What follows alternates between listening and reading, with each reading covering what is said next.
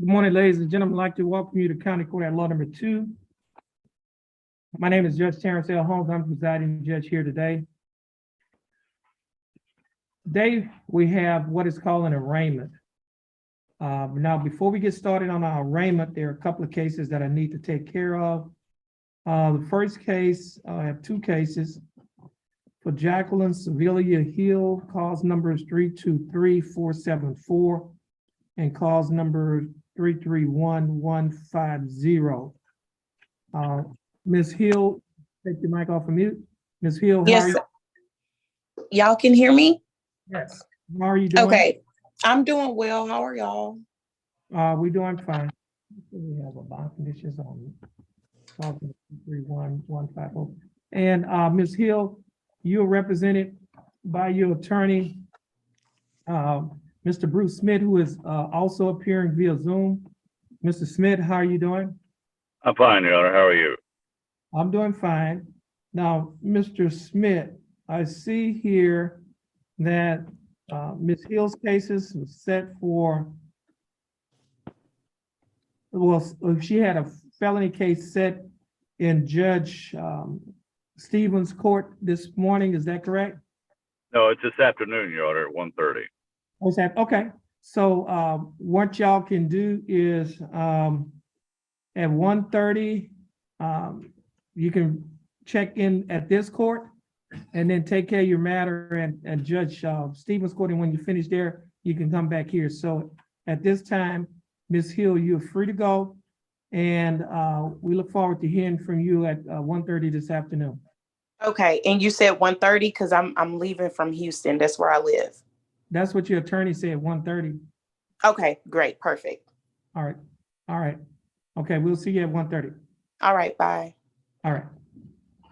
Next case, well, the next two cases are Lee Vonrich Jones, cause numbers 325-330, cause number 330-070. We have Mr. Jones appearing via Zoom. Mr. Jones, how are you doing? I'm great, Your Honor. How are you? I'm doing fine. Thanks for asking, Mr. Jones. You're also represented by Attorney Bruce Smith. Attorney Smith, what's your announcement in Mr. Jones' cases? Your Honor, Mr. Jones also has a matter at 1:30 in criminal district court. Okay, so Mr. Jones, at 1:30, you're gonna check in at this court, and then you'll take care of your matter in criminal district court. And once you're finished in criminal district court, you'll come back here to this court. Okay. So, all right, so Mr. Jones, you're free to go, and we'll see you at 1:30. Okay.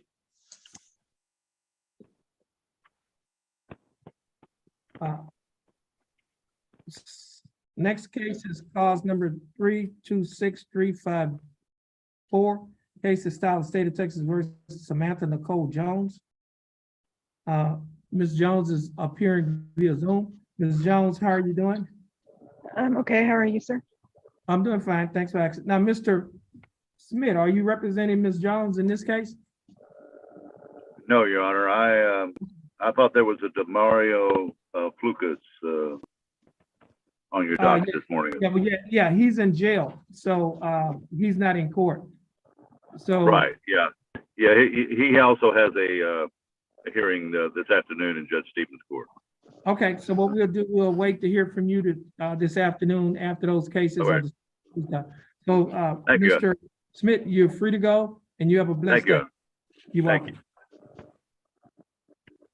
Now, Ms. Jones, your case is set for an arraignment today? Yes, sir. I Okay. was unable to make it in person due to some last minute transportation issues. I apologize for that. Okay, now, Ms. Jones, we're going to conduct an arraignment. You still have to be here in person because there's some paperwork that you have to do. So we can allow you to sit through the arraignment via Zoom, okay? Yes, sir. Okay, so make sure that your mic is on mute. Yes, sir. Okay. Again, ladies and gentlemen, I'd like to welcome you to County Court at Law number 2. My name is Judge Terrence Holmes. Today, you have a case here in County Court at Law number 2, which is set for arraignment. Now, what the arraignment is an opportunity for the court to tell you what you've been charged with, what your rights are, and what your options are concerning your case. Your case is classified as a misdemeanor case. Criminal cases are divided into either felonies or misdemeanors.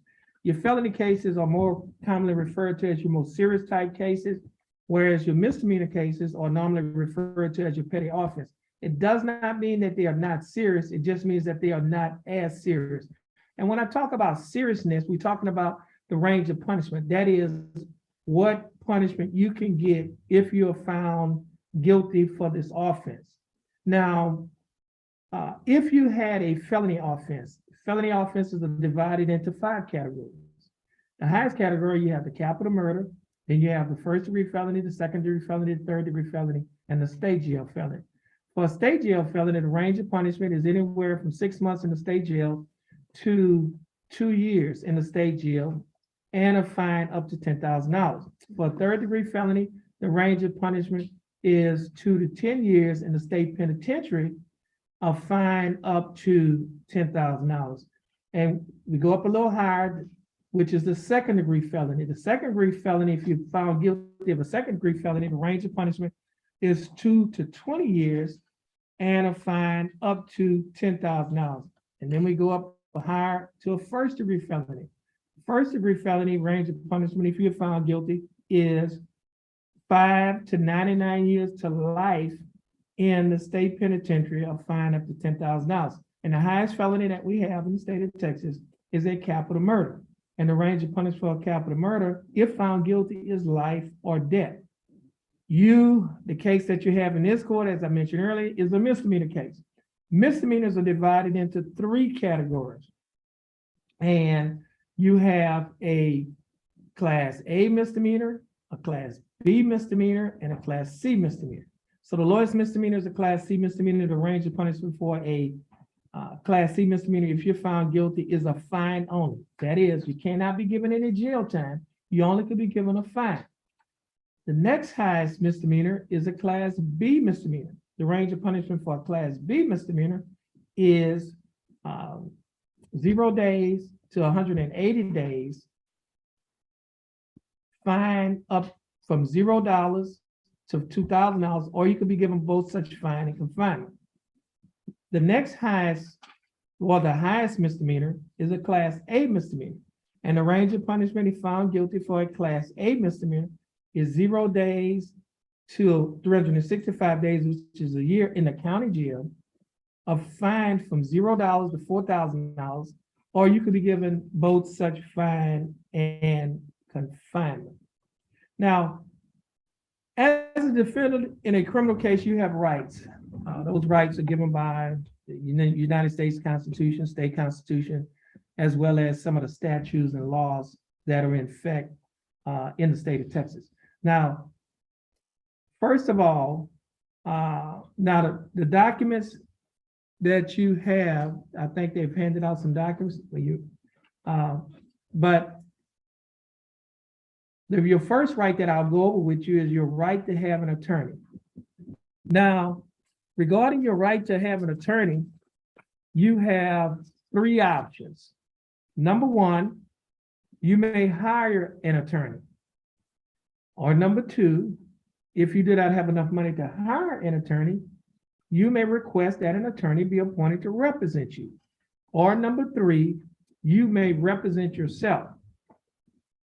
If you want an attorney to represent you and you have enough money to hire an attorney, the case will be reset to give you time to hire one. If you want an attorney and do not have enough money to hire an attorney, you will need to fill out a financial questionnaire so that the proper person can determine whether or not to appoint an attorney to represent you. You may not speak to the prosecutor. Now, the prosecutor is the assistant district attorney. They work for the district attorney's office.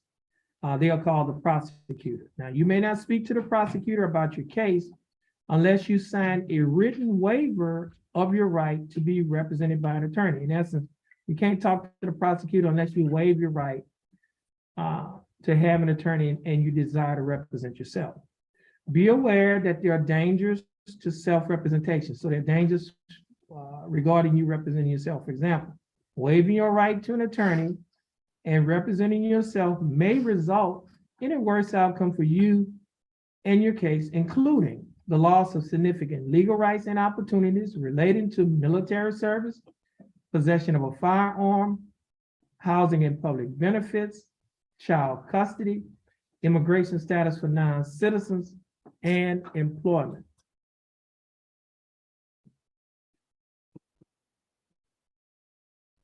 If you choose to proceed without an attorney, you may change your mind at any time and may request counsel from the court. Now, at this time, we'll just take a little recess.